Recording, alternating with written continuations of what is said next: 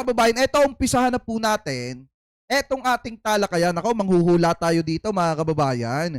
Dito po sa inilabas na video ng isa sa mga kaibigan po natin na political vlogger na kung saan mga kababayan, eto daw, meron daw dating senador na napakaingay mga kababayan, pero nung tumanggap daw mga kababayan ng 2 billion na project, bigla daw pong tumahimik.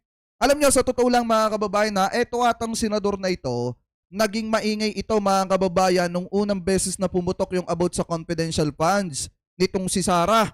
At nung pumuputok na rin yung mga issue nitong si Sara mga kababayan, di umano, etong senador na ito ay sobrang ingay. Pero nakakapagtaka nga mga kababayan, bakit biglang natahimik yung senador na yon? Ano po, na kung saan mga kababayan, di ba kung matatandaan nyo, parang nagkaroon din ata dati ng bagyong Karina na kung saan mga kababayan,